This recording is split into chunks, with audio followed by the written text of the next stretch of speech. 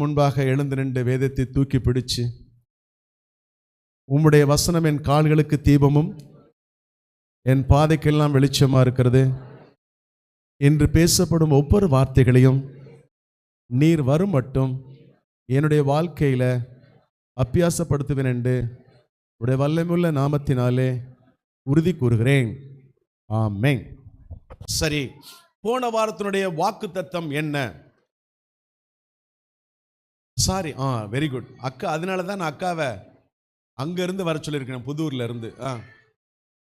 சொல்லுங்க, போன மாசத்தின் வாக்குத்தத்தம் சொல்லுங்கண்ணா.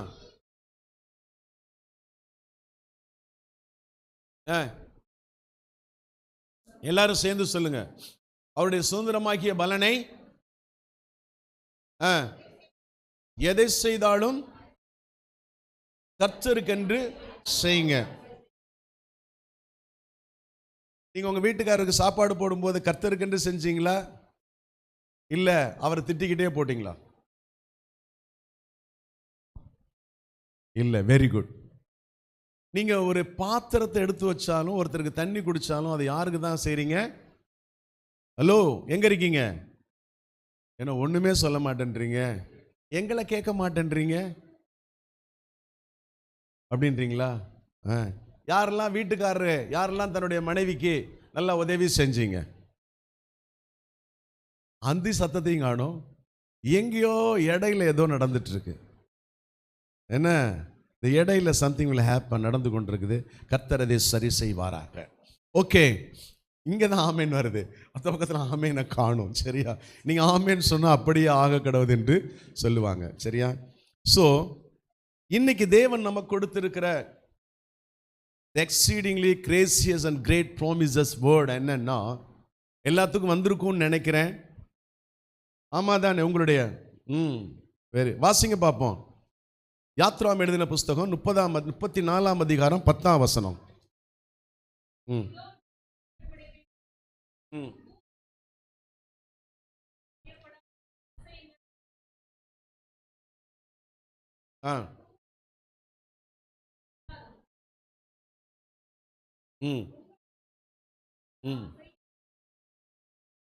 Amen. So God is going to do the miraculous things in our life. அது have some amazing. யாவே நமக்கு ஒரு அதிசயமான காரியங்களை செய்ய போவார். பக்கத்தில் பார்த்து சொல்லுங்களேன். இன்னைக்கு தெளிவா சொல்லுங்க, சந்தோஷமா சொல்லுங்க, பார்த்து சொல்லுங்க. இன்னைக்கு ஆண்டவர் இண்டிவிஜுவலா தனிப்பட்ட முறையில் உங்களோடு ஒரு உடன்படிக்கை பண்ண விரும்புறாரு. அந்த உடன்படிக்கைக்கு நீங்க ரெடி ஆயிட்டீங்கன்னா கர்த்தர் பயங்கரமான காரியங்களை உங்களை கொண்டு இன்னைக்கே ஆரம்பிக்க போகிறார். ஹல்லேலூயா. நான் அந்த வசனத்தை மெடிடேட் பண்ண ஆரம்பிக்கும் போது எனக்குள்ளார பார்த்தீங்கன்னா ஒரு 15 வயசு கம்மியான மாதிரி இருந்துச்சு. ஆமா, நான் கேட்டேன், என் ஒய்ஃபை பார்த்து கேட்டேன், என்னம்மா என்னை இப்படி பார்க்குறேன்னு. இல்லை, கொஞ்சம் எங்கா தெரியுதுன்னு சொன்னான். சரியா? ஆமான்னு சொல்லு. ஆமாம், சரியா? அப்போ என்ன சொல்ல வரேன்னா, இதை மெடிடேட் பண்ண ஆரம்பிக்கும் போது எனக்குள்ளார ஒரு உற்சாகத்தின் ஆவி. தாவீது சொன்னான், என்ன சொன்னான்? உற்சாகத்தின் ஆவி என்னை தாங்கும்படி செய்யும். நானும் கேட்டேன், உற்சாகமா இருக்கணும். ஸோ அவருடைய மீனிங் என்னன்னா, அதற்கு அவர் இதோ நான் அவர் என்ன பண்றாருன்னா, மோசையை கூப்பிடுறாரு. மோசே இங்க வா, நான் ஏற்கனவே பண்ணின அந்த உடன்படிக்கை நான் ரினூவ் பண்ண போறேன். உன்னோட சேர்ந்து என்ன பண்ண போறேன்? அதை மறுபடி புதுப்பிக்க போறேன். ஏன்னா ஜனங்கள் எல்லாம் வழி விலகி எங்கெங்கேயோ போயிட்டான். இஸ்ரவேல் ஜனங்கள் அவனுக்கு செஞ்ச அற்புதங்கள்லாம் மறந்துட்டான். இப்போ நான் அதை ரினூவ் பண்ண போறேன். அதை பண்ணதுக்கு அப்புறம் நீ எப்படி இருக்க போகுது பாரு. பக்கத்தில் பார்த்து சொல்லுங்க, ஒருவேளை உங்களோட ஆண்டவர் உடன்படிக்கை பண்ணியிருந்தா நீங்க விலகி போயிருந்தீங்கன்னா, இப்போ ஆண்டவரே விரும்பி அவருடைய சித்தத்தின்படி உங்களோடு உடன்படிக்கை பண்ண போகிறார். அந்த உடன்படிக்கை ஒரு நாளும் விலகாதியா.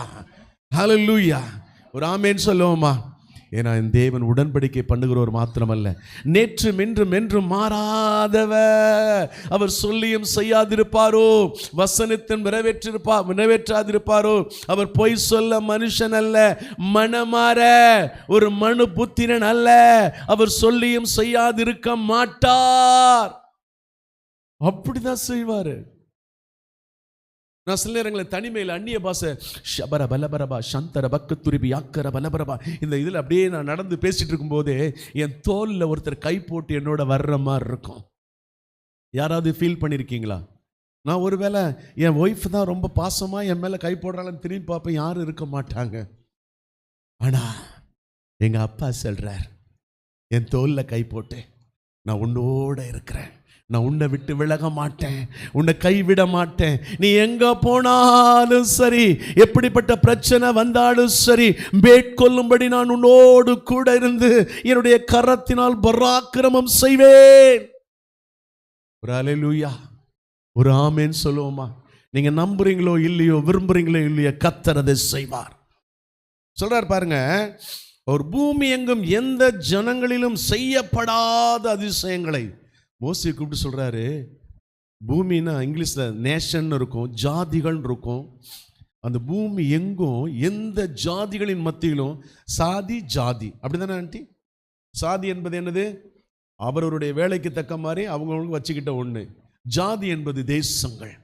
இந்த தேசங்களில் எந்த தேசத்திலும் செய்யப்படாத அதிசயங்களை உன் ஜனங்கள் எல்லாருக்கும் முன்பாகவும், ஐயா உங்க முன்னாடி, உங்கள் பிள்ளைகள் முன்னாடி, உங்கள் சொந்தங்கள் முன்னாடி, உங்களை எதிர்த்து பேசினவன் முன்னாடி, உங்களுக்கு முன்பாக மலை போல நின்று உங்களுடைய ஆசீர்வாதத்தை தடுத்து கொண்டிருந்தவனுக்கு முன்னாடி கர்த்தர் சொல்லுகிறார், ஹல்லேலூயா, நான் செய்வேன், எல்லாருக்கும் முன்பாக செய்வேன் அதிசயங்களை என்று கர்த்தர் இன்னைக்கு உங்களோட ஒரு உடன்படிக்கை பண்ணுகிறார்.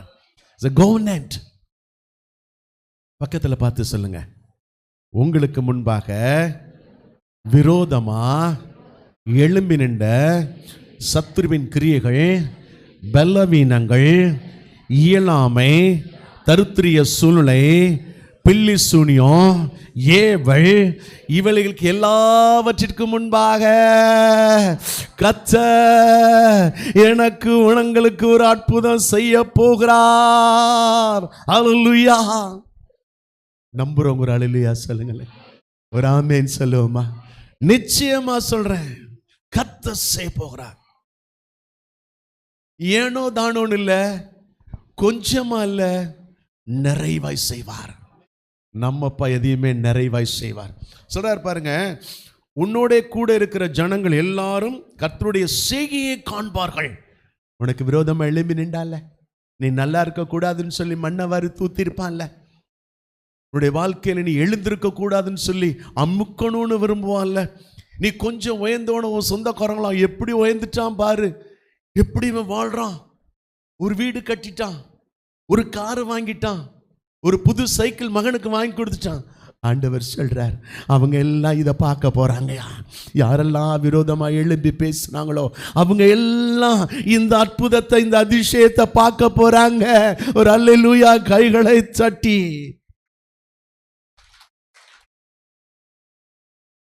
இழந்து போனதை கர்த்தர் திரும்ப கொடுக்கும்படி அற்புதங்களை செய்தார். கர்த்தருடைய செய்களை காண்பார்கள். உன்னோட கூட இருந்து நான் செய்யும். இதுதான் ஒரு ஒரு ஒரு ஒரு எம்பசைஸ் பாயிண்ட். சொல்றாரு, நான் தனியா செய்ய மாட்டேன், யாருக்கும் தெரியாம செய்ய மாட்டேன், உன்னோட கூட இருந்தேன், உன்னோட கூட இருந்தேன். அவர் தலையில கை வச்சு சொல்லுங்களேன், அப்பா என்னோடு கூட இருந்து எந்த தேசத்தின் எந்த பகுதியிலும் செய்யாத அற்புதங்களை, அதிசயங்களை நீங்க செய்ய போறதுக்காய் உங்களுக்கு கோடி ஸ்தோத்திரம். எனக்கு இதை படிக்க படிக்க பயங்கரமான பாருங்க. என்னடானா, the government renewed through the Israel had a broken their government with the God worship the golden harp. நல்லா புரிந்து கொள்ளுங்க, தேவன் உடன்படிக்கை பண்ணி அந்த எகிப்து தேசத்தில் இந்த மோசையை கொண்டு பயங்கரமான அற்புதங்கள் இந்த ஜனங்களுடைய கண்கள் காண செய்தாரு. ஆனா இன்னைக்கு இவன் ஆண்டவரோட பேசுறதுக்கு சீனாய் மலையில ஏறணுன்னு ஆரோனை கூப்பிட்டு சொல்றான், திரும்பி வரமாட்டான், நமக்கு ஒரு தலைவன் இல்லை, ஒரு கடவுள் இல்லை, இந்தா அந்த எகிப்துல ஆண்டவர் நமக்காக கொடுத்த அந்த கோல்டெல்லாம் உன்ட்ட கொடுக்குறேன், ஒரு கண்ணுக்குட்டியை ரெடி பண்ண, அதுதான் கடவுள். எவ்வளவு கொடூரமான செயல், எவ்வளவு பாவமான செயல். இன்னைக்கு ஒருவேளை உங்களுடைய வீடுகளில் ஏதாவது விற்கிறதுக்குரிய சிலைகள் இருக்குமே ஆனால் நீங்க தூக்கி வெளியே போட்டுருங்க. இல்லை எங்க தாத்தாவுக்கு பிடிக்கும், அவர் அதை தான் வச்சிருப்பாரு,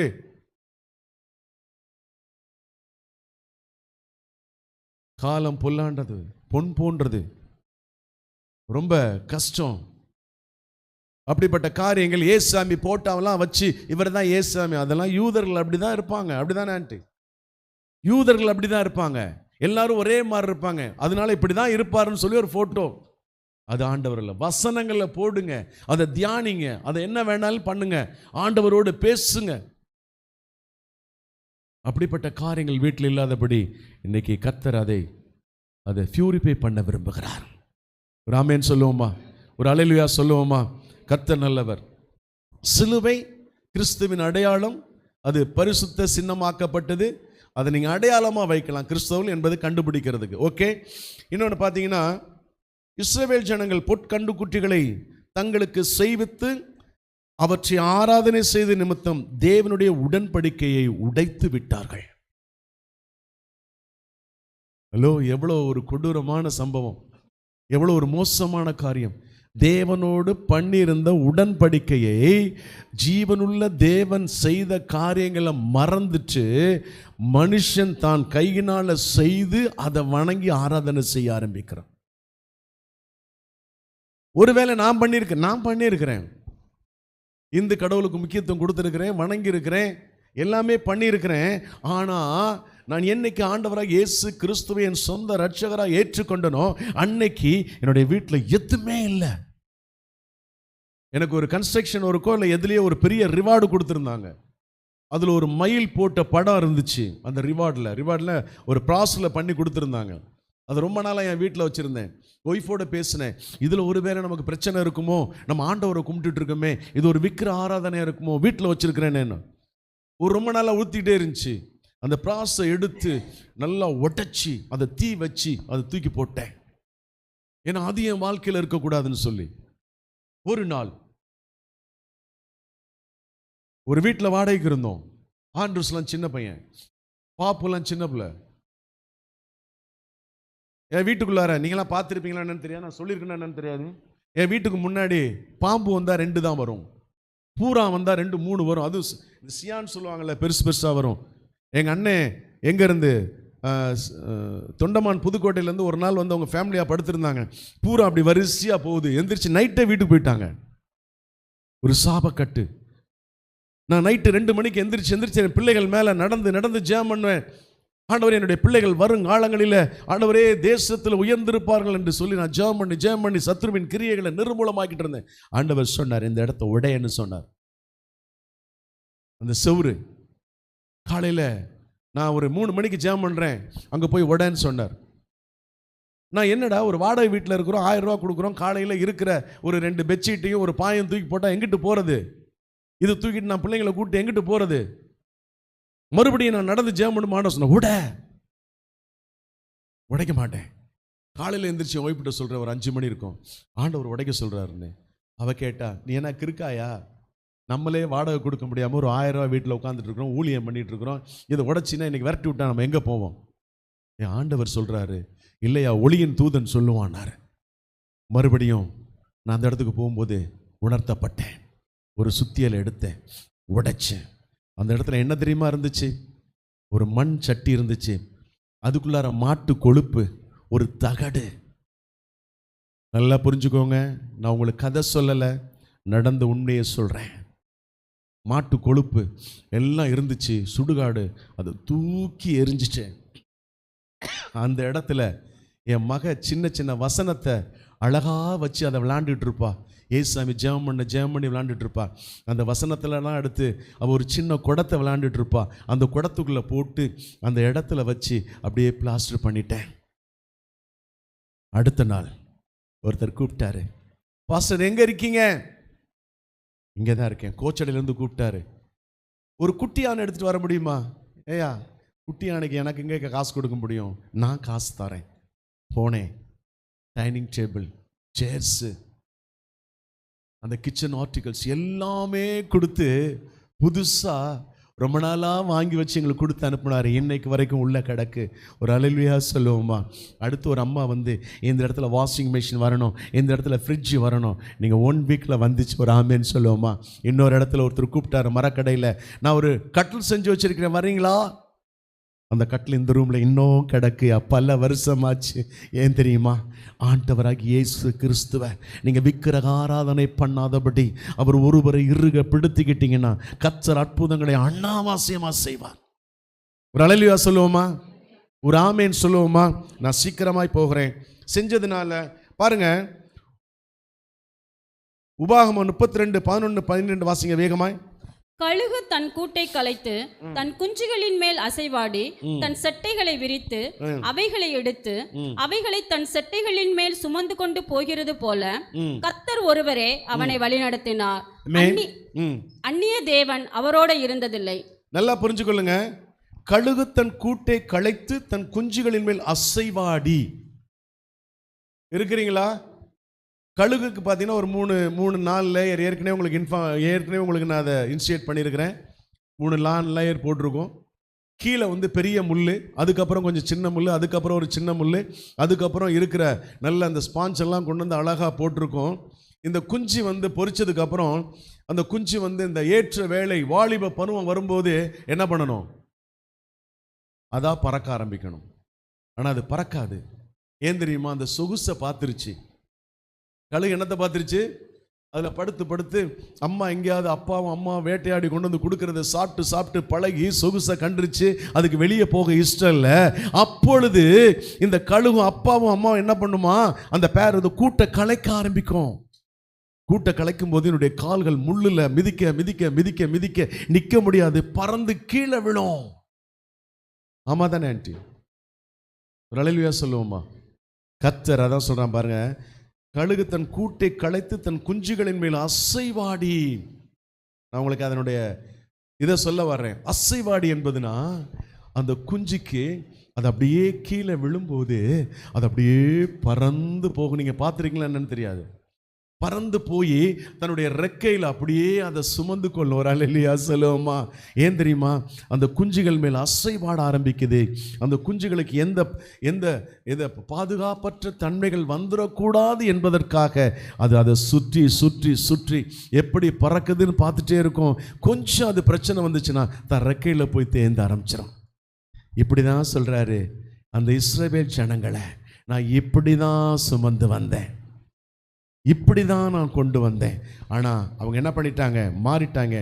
அவைகளை தன் செட்டைகளின் மேல் சுமந்து கொண்டு போகிறது போல கர்த்தர் ஒருவரே அவனை வழி நடத்தினார். அந்நிய தேவன் அவரோடு இருந்ததில்லை. மோசையோட அவர் கன்ஃபார்ம் பண்றாரு, டே ஜீவனுள்ள தேவன், உருவாக்கின தேவன் இந்த இஸ்ரவேல் ஜனங்களை அந்த 430 வருஷம் அடிமைத்தனத்திலிருந்து 7 தலைமுறைகளாய் அடிமைத்தனத்திலிருந்து அந்த ஜனங்களை நான் அற்புதங்களை செய்து அந்த இடத்துலேருந்து மீட்டு கழுகு தன் ரெக்கையில் சுமக்கிறது போல நான் கொண்டு வந்தனே, அதெல்லாம் விட்டுட்டு நான் செஞ்ச அற்புதத்தை மறந்துச்சு ஒரு விக்கிரகத்தோடு நீங்க என்ன பண்ணி கொண்டிருக்கீங்க? நீங்க உடன்படிக்கை பண்ணி கொண்டிருக்கீங்க.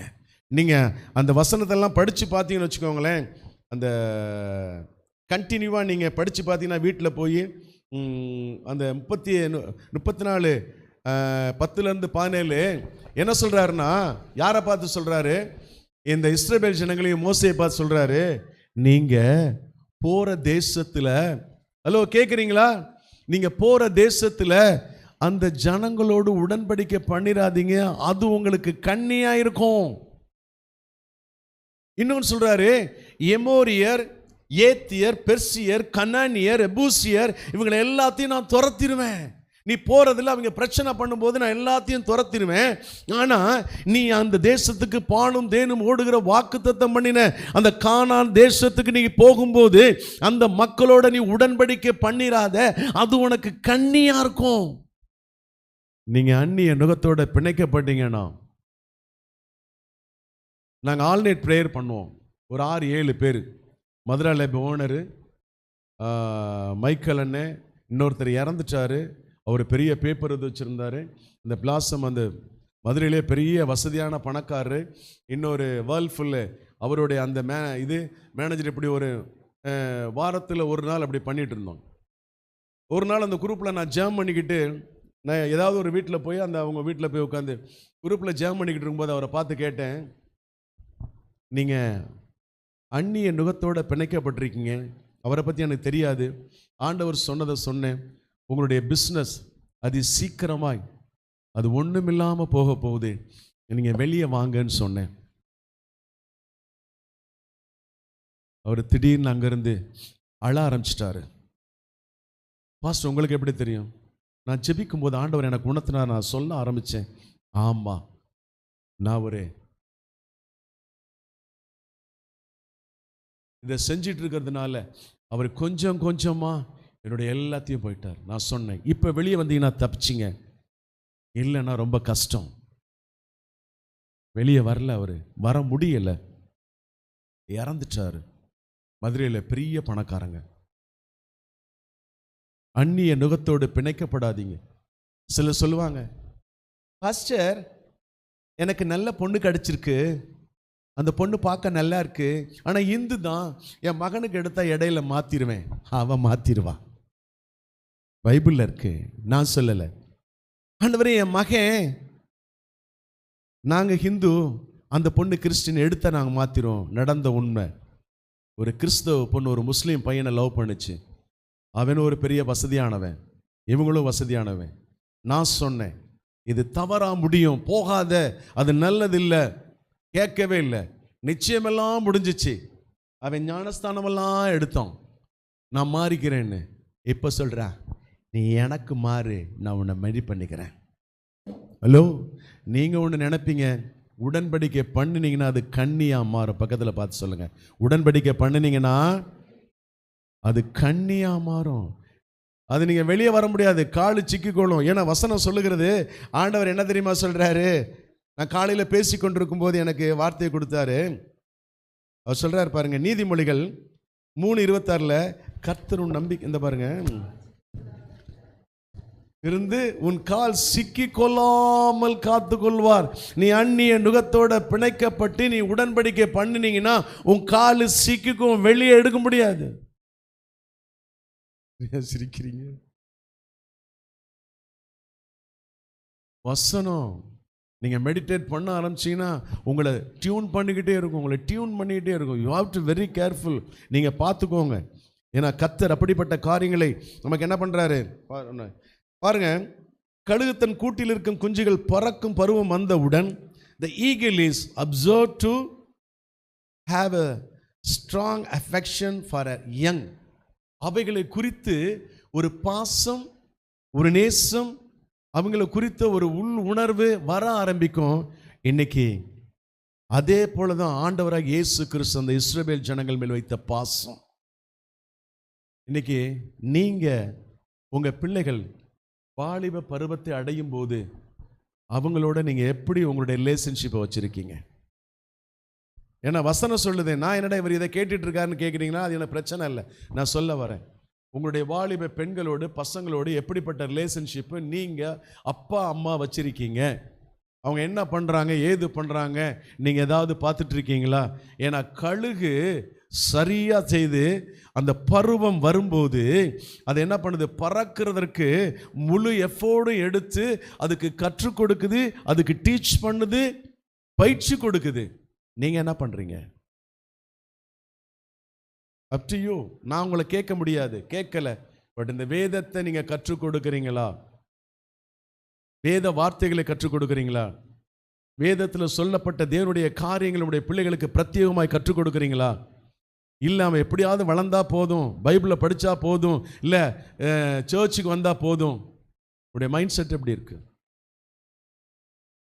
நான் கேட்கல, வேதம் கேட்குது.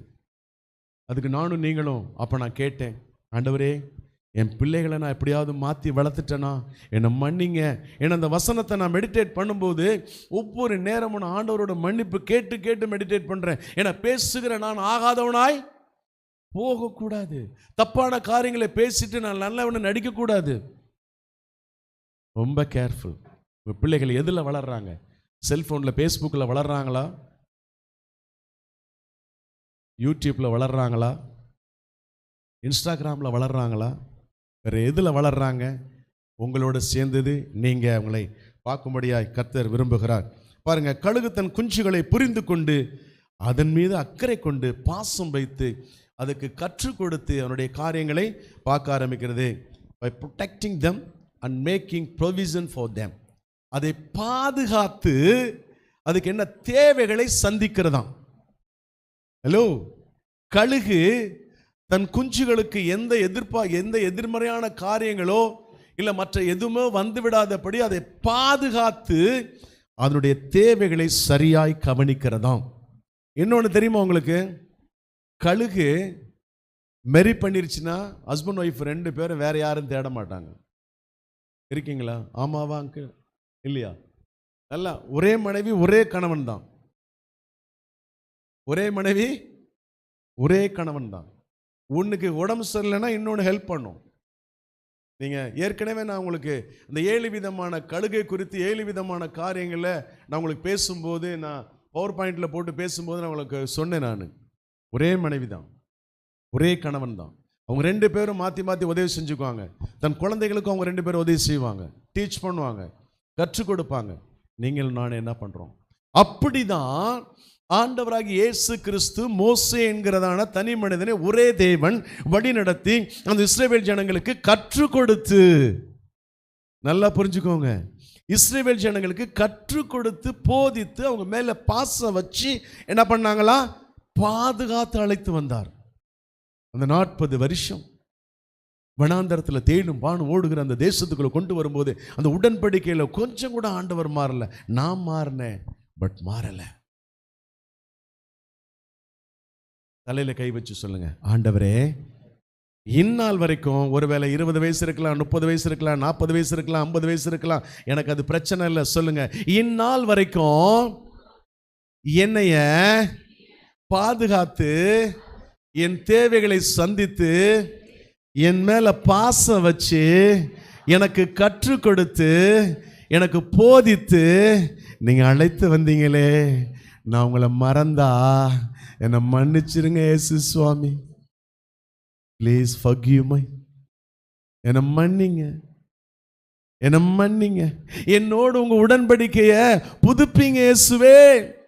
அந்த உடன்படிக்கையில் ஆரோக்கியம் இருக்கிறது, அந்த உடன்படிக்கையில் செழிப்பு இருக்கிறது, அந்த உடன்படிக்கையில் தேவ பிரசன்னம் இருக்கிறது, அந்த உடன்படிக்கையில் குடும்பத்தை சமாதானமாய் கட்டுகிற ஒரு அபிஷேகம் இருக்கிறது, அந்த உடன்படிக்கையில் உன்னுடைய தரித்திரியம் செழிப்பாய் மாறுகிறது, அந்த உடன்படிக்கையில் பரலோக ராஜ்யத்தின் வழி திறக்கப்படுகிறது. ஒரு ஆமென் சொல்லுவோமா? எந்த உடன்படிக்கையில்?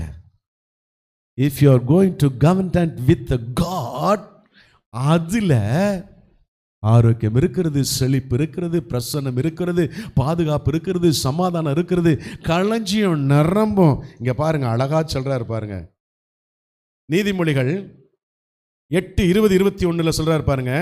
வாசிங்க. என்னை நேசிக்கிறவர்கள் மெய்ப்பொருளை சுதந்தரிக்கும்படிக்கும் அவர்களுடைய களஞ்சியங்களை நான் நிரப்பும்படிக்கும் அவர்களை நீதியின் வழியிலும் நியாய பாதைகளுக்குள்ளும் நடத்துகிறேன். ஆமென். அதை நீங்கள் குறித்து வச்சுக்கோங்க, வீட்டில் போய் நல்லா படிங்க. ஏன்னா நமக்கு 2 டிவியும் போயிடுச்சு. நானும் ரெடி பார்த்துட்டு இருக்கேன். ஒருவேளை நெக்ஸ்ட் வீக் அதை போட்டுருவோன்னு பார்க்குறேன். அதனால தான் அதில் டிஸ்பிளேயில் கொடுக்க முடியல, சரியா? ஆனால் உங்களையெல்லாம் பார்த்தா யாரோ நிறையா கொடுக்குற மாதிரி தெரியுது. ஒரு ஆமென் சொல்லுவோமா? ஆனால் சில கீழே போட்டுக்கிட்டீங்களே, ஆனாலும் கொடுப்பீங்க, உங்களை பார்த்தா தெரியுது. கர்த்தர் நல்லவர். ஓகே, அவர் சொல்றாரு பாருங்க, என்னை சிநேகிக்கிறவர்கள் மெய்ப்பொருளை சுதந்திரிக்கும்படிக்கு அவருடைய களஞ்சியங்களை நான் நிரப்பும்படிக்கும். நல்லா புரிந்து கொள்ளுங்க, உடைய களஞ்சியம் நிரம்பும். பக்கத்துல பார்த்து சொல்லுங்க, நீங்க அவரை நேசிச்சா, அவர் தான் நம்மளை நேசிச்சேன்னு சொல்லியிருக்கு. இப்போ நீதிமொழிகளில் சொல்றான் பாருங்க, நீ அவரை நேசிச்சினா உன் பீரோவில் நகை வரும், பட்டு துணிகள் நிரம்பும், உன் கிச்சனில் நல்லாதான் சொல்லுங்களேன், உங்க கிச்சனில் தப்பாலாம் நிரம்பி தான் இருக்கும். கேஸ் சிலிண்டரு நீங்க என்னடா புக் பண்ணவே இல்லைன்னு யோசிப்பீங்க. ஒரு ஆமேன்னு சொல்லுங்களேன். ஏன்னா அது நிறைவாதான் இருக்கும். உங்களுடைய கார்ல, உங்களுடைய ஸ்கூட்டர்ல பெட்ரோல் எப்பொழுதும் நிறைவாதான் இருக்கும். ஏன் தெரியுமா? ஆனா ஒன்னே ஒன்று மாத்திரம் செய்யுங்க, அவரை நேசிங்க, அவரை லவ் பண்ணுங்க, அவரை லவ் பண்ணுங்க. சொல்லுங்க, தமிழ்ல நேசிக்கிறதுனா இங்கிலீஷ்ல என்ன என்ன ஆண்டி?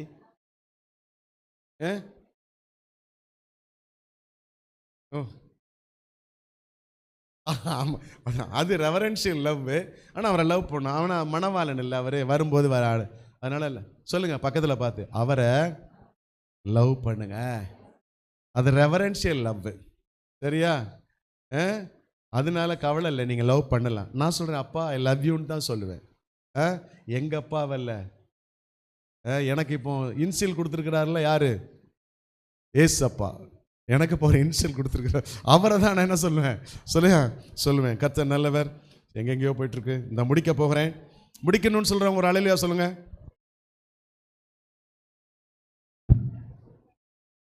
எல்லாத்துக்கும் ரெடி. டீ என்ன ஒரு 1/2 மணி நேரம் கழிச்சு வாங்கிட்டு வாடா. ஓகே, என்னன்னா பாருங்க, கழுகு அவைகள் பறப்பதற்கு பயிற்சி அளித்து கற்றுக் கொடுக்கிறது.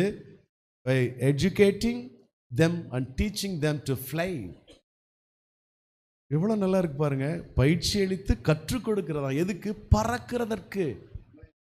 நீங்க உங்க பிள்ளைய பரிசுத்த ராஜ்யத்துக்கு போகிறதற்கு வேதத்தின்படி பழக்க வைக்கிறீங்களா, கற்றுக் கொடுக்கிறீங்களா?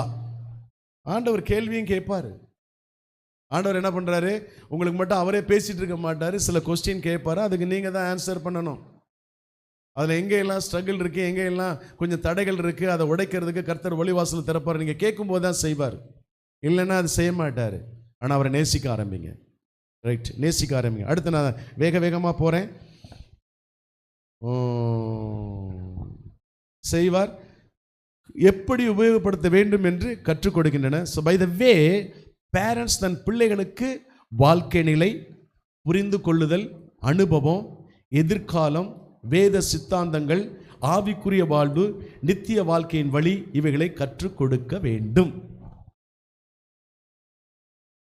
ஹலோ, வந்துருச்சா? என்னென்ன? அதே மாதிரி பை த வே பேரண்ட்ஸ், தாயும் தகப்பனும் தன் பிள்ளைகளுக்கு வாழ்க்கை நிலை, நீ இப்படி தான் வாழணும். இந்த கோணலும் மாறுபாடும் உள்ள சந்ததியின் மத்தியில் நீ இப்படி தான் வேதம் உனக்கு கற்றுக் கொடுக்கிறத வச்சு நீ அப்படி தான் வாழணும். ரெண்டாவது புரிந்து கொள்ளுதல். எதை? எதிர்த்து பேசாதபடி, மற்றவங்களை குற்றப்படுத்தாதபடி புரிந்து கொண்டு சரியான வழியில். அடுத்தது என்னது? அனுபவம். அடுத்தது எதிர்காலம். இந்த ஃபியூச்சரை குறித்து பேசணும். எனக்கு ஃபியூச்சர் எங்கே தான் இருக்கு? அங்கே தான் இருக்கு, இங்கே எனக்கு ஃபியூச்சர் கிடையாது. ஸோ அதை கற்றுக் கொடுக்கணும். இன்னொன்று வேத சித்தாந்தங்கள். இதில் என்ன போட்டிருக்கு? ஒரு இதில் என்ன சொல்லுகிறது? 4 பக்கம் 4 ஒரு மந்திரம் ஓதினாலும் நட்டக்கல் பேசுமா? நான் சொல்லலை, ஏற்கனவே உங்களுக்கு டீச்சர்ஸ்க்கெல்லாம் தெரியும், நீங்கள் சொல்லி கொடுத்துருப்பீங்க. நட்டக்கல்லை சுற்றி 4 பக்கம் பூ சுற்றி 4 ஒரு மந்திரம் பேசினாலும் நட்டக்கல் பேசுமா? Done done done done done done. புரியுதா? நான் அதுக்கப்புறம் சொல்ல விரும்பல. சரியா? அது பேசாது, அதுக்கு பின்னாடி போகாதீங்க, அது செய்யாதீங்க. இதுல நிறைய சொல்லுகிறது. அப்புறம் என்ன சொல்லுதுன்னா, நீங்க அங்க உடன்படிக்கை பண்ணிட்டீங்கன்னா, எங்க உடன்படிக்கை? நீங்க அவனோட உடன்படிக்கை பண்ணிட்டீங்கன்னா அவன் பொண்ணு கேட்பான், மாப்பிள்ளை கொடுப்பான், அதுல பிரச்சனை வந்துடும். பைபிளில் இருக்கு, நீங்கள் படித்து பாருங்க. 34 அதிகாரம் அந்த 10ஆம் வசனத்திலிருந்து 28ஆம் வசனம் வரைக்கும் நீங்கள் படித்து பார்த்தீங்கன்னா தெரியும். 17ஆம் வசனம் வாசிங்க அதில் வேகமாய். 34:17 என்ன சொல்லுது பாருங்க. வார்ப்பிக்கப்பட்ட தெய்வங்களை உங்களுக்கு உண்டாக்க வேண்டாம். ஆமென். ஹலோ, அந்த ஏற்கனவே அங்க என்ன பண்ணாங்க, ஒரு பொற்கண்டு குட்டியை வணங்கினாங்கல்ல, அந்த கவர்மெண்ட் உடைச்சாங்கல்ல, இப்போ மறுபடியும் சொல்றாரு, டே மறுபடியும் நான் உனக்கு என்ன பண்றேன், அதை ரிமைண்ட் பண்றேன், ஞாபகப்படுத்துறேன், மறுபடியும் போய் செஞ்சிடாத, மறுபடியும் போய் செஞ்சு என் உடன்படிக்கை உடைச்சிடாத, உடன்படிக்கை உடைச்சிடாத. ஒருவேளை பாருங்க, நீங்க எதுல அதிகமா உட்காந்துருக்கீங்க, டிவியில் அதிகமாக உட்காந்துருக்கீங்களா? நீங்கள் எங்கள் வீட்டில் எப்போ வந்தீங்கனாலும் சரி, காலையிலேருந்து நைட்டு நான் படுக்கிற வரைக்கும் அந்த ஆசீர்வாதம் டிவி அல்லது ஏதாவது ஒரு டிவியில் பாட்டு ஓடிக்கிட்டே இருக்கும். நீங்கள் வேறு எந்த டிவியும் பார்க்க முடியாது. ஏதாவது இடையில வந்து நான் என்ன பண்ணுவேன்னா, ஏதாவது நியூஸ் பார்க்கணும் போல இருந்தால் நியூஸை பார்த்துட்டு அதை அதில் மாற்றி விட்ருவோம். ஏன் தெரியுமா? என் வீட்டில் எப்பொழுதும் தேவனுடைய ஆராதனையின் அபிஷேகம் இருந்துகிட்டே இருக்கணும். என் வீட்டில் பொருளாதாரம் நிறையணும்னா தேவனுடைய ஆசீர்வாதத்தின் சத்தம் இருக்கணும். ஒரு அல்லேலூயா சொல்லுவோமா? நான் வேதத்தை படிச்சுட்டே இருக்கணும், நான் தியானம் பண்ணிக்கிட்டே இருக்கணும். அதை தான் கர்த்தர் நமக்கு தெளிவாய் கற்றுக் கொடுக்குறார். இன்னொன்று, கடுகு தன் கூட்டை களைப்பது, பாருங்க, நல்ல காரியம். வாழ்க்கையில் நாம் இருக்கும் வசதியானது கம்ஃபர்ட் ஜோன். கழுகு தன் கூட்டை களைப்பது அந்த குஞ்சுகளை பழக்க வைக்கிறதற்கு. ஆனால் இங்கே என்ன சொல்கிறாரு பாருங்க, கம்ஃபர்ட் ஜோன். எனக்கு நல்ல வசதி இருக்குது, நல்ல கார் இருக்குது, நல்ல பங்களா இருக்குது, 3 நேரம் நல்லா சாப்பிட்றேன், எனக்கு எந்த தேவையும் இல்லை, கம்ஃபர்ட் ஜோன். 40 வருஷம் மோசே எகிப்து தேசத்தில் அரண்மனையில் வாழ்ந்துட்டு இருந்தான். இப்போ பார்த்தாரு, அந்த கம்ஃபர்ட் ஜோன்லேருந்து அவனை வெளியே தூக்குறாரு.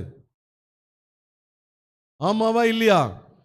ஒருவேளை நமக்கும் இந்த மாதிரி ப்ராப்ளங்கள் சில நேரங்களில் கர்த்தர் கொடுத்து என்னுடைய ஆவிக்குரிய வாழ்க்கையில் இன்னும் எழும்பி பிரகாசிக்கிறதுக்கு கர்த்தர் இப்படிப்பட்ட காரியங்களை அனுமதிப்பார். அவன் அந்த 40 வருஷம் அங்கே இருந்தான். 40ஆவது வருஷம் முடியும் போது இஸ்ரவேல் ஜனங்களை வழி நடத்துறதுக்கு அங்கிருந்து வெளியே கொண்டு வந்தா. இன்னைக்கு மோசே ரோல் மாடல் ஃபார் அஸ். கிட்டத்தட்ட 70 லட்சம் மக்கள், நீங்கள் பார்த்தீங்கன்னா அதில் கணக்கு போட்டிங்கன்னா அவ்வளோ வரும். அந்த அவ்வளோ மக்கள் அவன் என்ன பண்ணான், நடத்தி கொண்டு போயிருக்கிறான். ஒரு லீடராக இருந்திருக்கிறான். அவன் அற்புதங்கள் நடந்துச்சு, மழையை அடித்தான், தண்ணி வந்துச்சு, அவன் ஆண்டவரோட பேசினான், காடைகள் வந்து விழுந்துச்சு, என்னென்ன காரியங்கள். கொப்பை வெட்டி எங்கே போட்டான்? மாறாவில் போட்டான். என்ன வந்துச்சாங்க? தண்ணி அழகாக மாறிடுச்சு. இது எல்லாம் அங்கே இருந்திருந்தானா இருக்குமா? நீங்கள் கம்ஃபர்ட் ஜோனை விட்டு கர்த்தர் வெளியே எடுக்கும்போது உங்களை கொண்டு பயங்கரமான காரியங்களை உங்களோட இருந்து கர்த்தர் செய்ய போகிறார். நீங்கள் நம்புறீங்களோ இல்லையோ, விரும்புறீங்களோ இல்லையோ, கர்த்தர் செய்ய ஆரம்பிச்சிட்டாரு.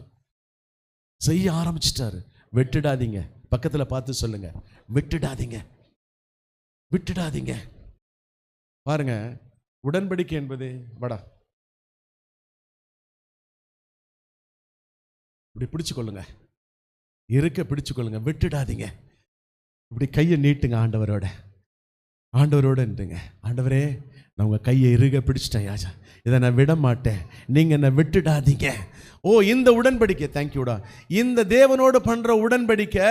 நீங்கள் கல்யாணத்தில் என்ன பண்ணுவோம்? கல்யாணத்தில் ஒரு உடன்படிக்கை பண்ணுவோம். ஒருத்தர் நல்ல கோட்டெல்லாம் போட்டுட்டு முன்னாடி மைக்கெல்லாம் கொடுத்துட்டு இதை சொல்லுங்கன்னு சொல்லுவார். என்ன சொல்லுவார்?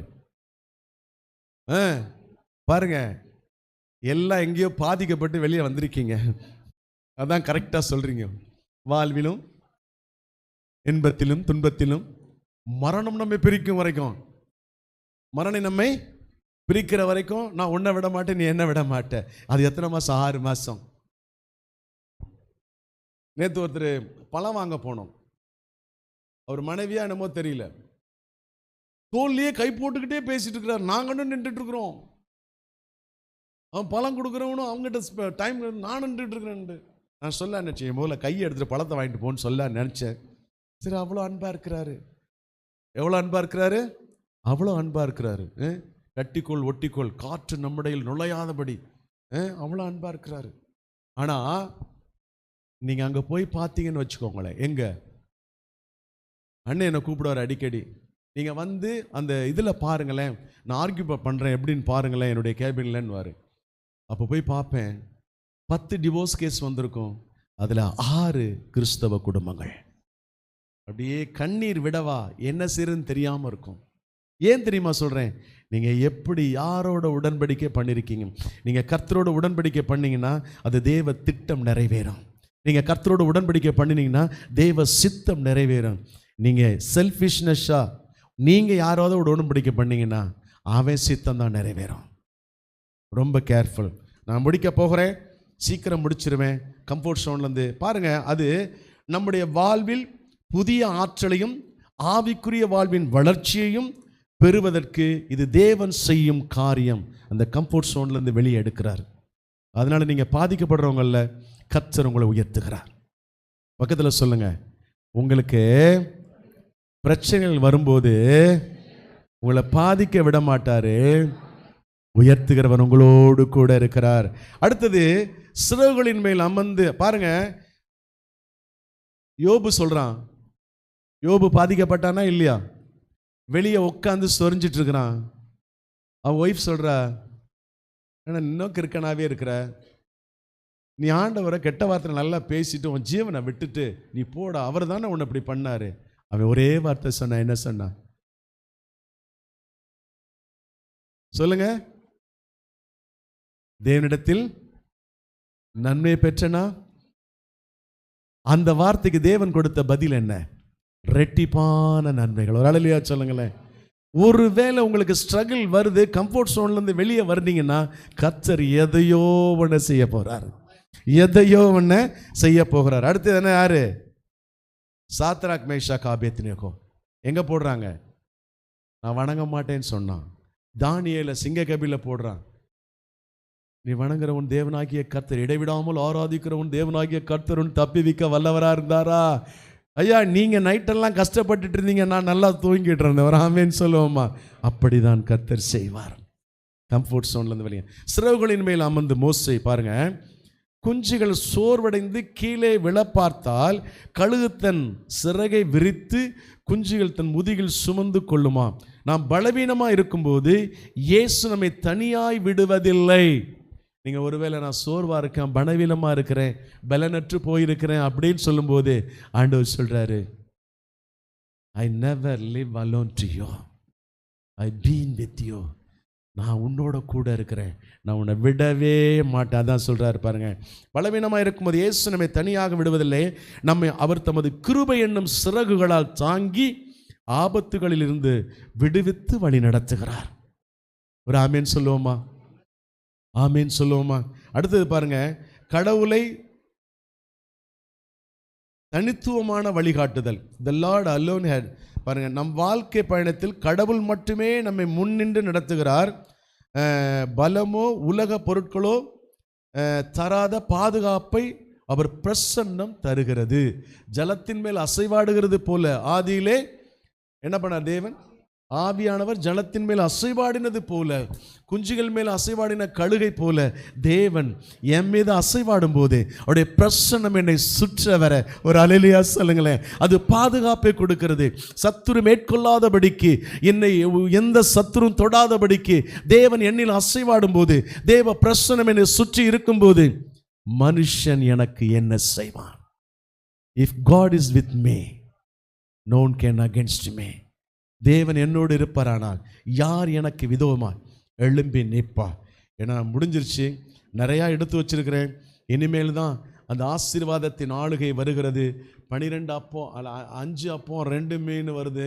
அப்புறம் சாரிபாத்தோடைய இது வருது.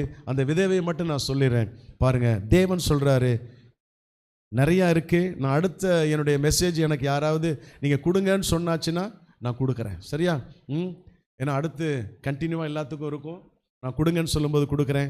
பாருங்கள், அந்த ஆசீர்வாதத்தை எப்படி கர்த்தர் கொடுக்குறாரு அப்படின்னா, ஆண்டவர் நீங்கள் 1 ராஜாக்கள் படித்து பார்த்தீங்கன்னா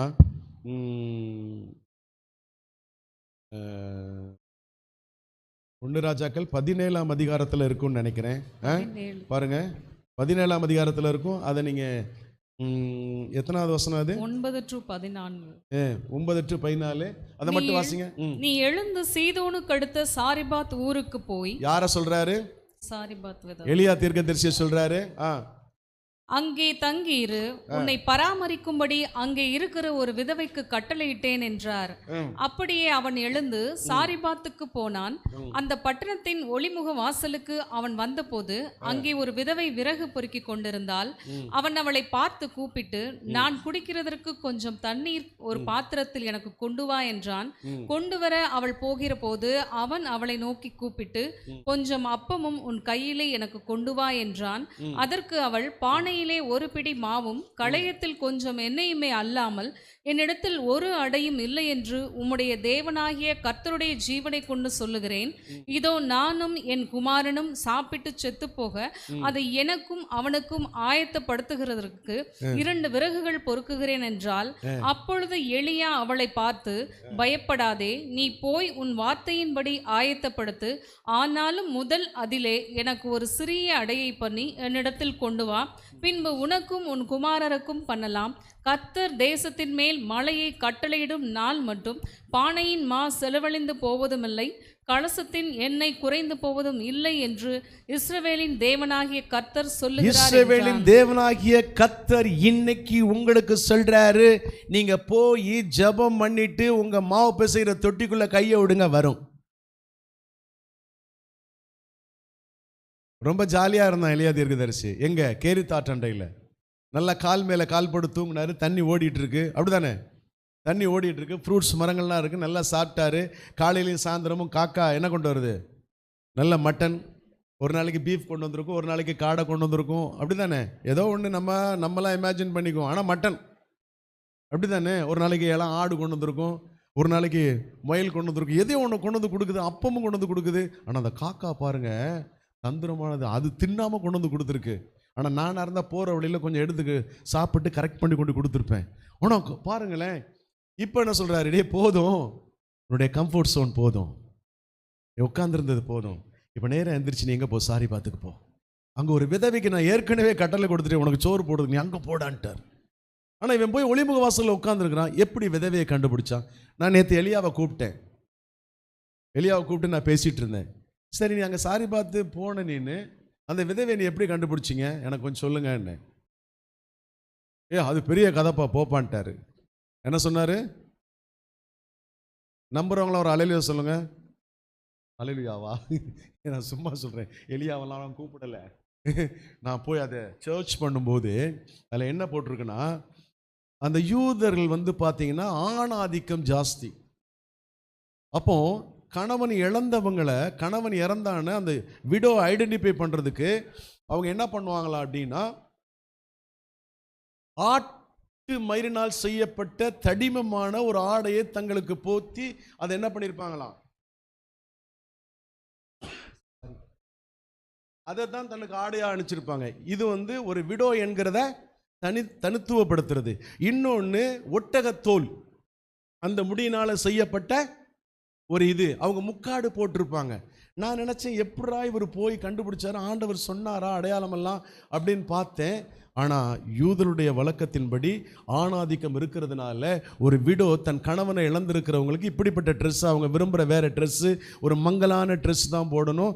ஒரு கருப்பு, சாம்பல் அல்லது மங்கலான ஆடை தான் அவங்க உடுத்துவாங்க. இருக்கீங்களா? இப்போ கண்டுபிடிக்க முடியாது யார் விடோ யாருன்னு கண்டுபிடிக்க முடியாது. அந்த நாட்களில் அவங்களுக்கு தனிப்பட்ட ஒரு ரெஸ்ட்ரிக்ஷன் கொடுக்கப்பட்டிருந்தது, அதை அவங்க ஃபாலோ பண்ணாங்க. அதனால தான் தலைவர் அங்கே போய் உட்காந்து கரெக்டாக கண்டுபிடிச்சிட்டாரு. புரியுதா உங்களுக்கு?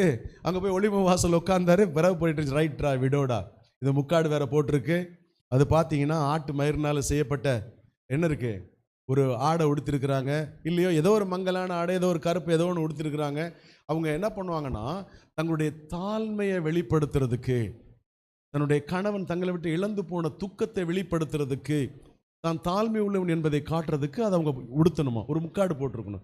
அதே அதில் பார்த்தீங்கன்னா நீங்கள் ஆதியாகமம் 38:14-19 பார்த்தீங்கன்னா, தாமார் இவன் யாரை பார்க்க போகிறான்?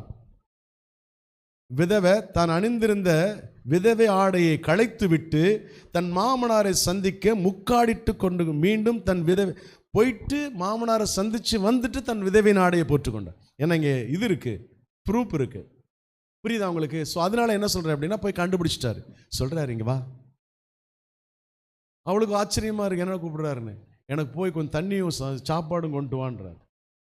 அவன் என்ன சொல்ற, சாகிறதுக்கு நாங்கள் ரெடியாக இருக்கோம், ஏன் 2 விறகை பொறுக்கிட்டு போகிறோம், அந்த சட்டியில் எண்ணெய் ஒட்டிகிட்டு இருக்கியா, மாவு எடுத்து அந்த இவ்வளோதான் வரும், அதில் கொஞ்சம் ஒரு 2 நாள் உயிரோடு இருந்துட்டு போகலான்னு பார்க்குறேன், நீ அதில் பங்கு கேட்குறியன்றான்.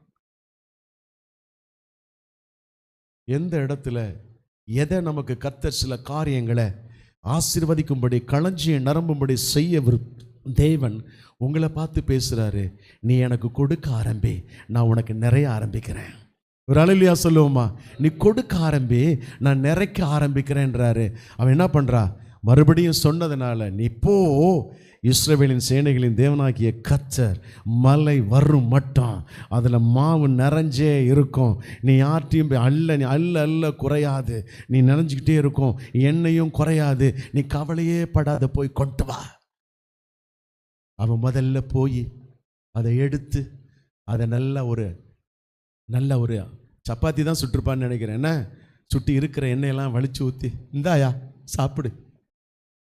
என்ன பண்ணுறது, நாங்கள் சாகணும்னு நினச்சோம், அது எங்களுக்கு விடலை, நீ போய் பாருன்னு சொல்லியிருப்பாரு. போய் பார்த்தோன்னே மலை தேசத்தில் வரும் மட்டும், மலை தேசத்தில் வரும் மட்டும் யார் ஆட்சி பண்ணுறாங்களோ தெரியாது, யார் நமக்கு விரோதமாக எழும்பி நிற்கிறாங்களோ தெரியாது, நான் பட்டினியாக இருந்தனோ தெரியாது. கர்த்தர் உங்களை பார்த்து சொல்கிற, உன் களஞ்சியம் நிரம்பியே இருக்கும், உன் மாப்பு சரி தொட்டி நிரம்பி இருக்கும், உன் எண்ணெய் குறையாது, உன் எண்ணெய் குறையாது.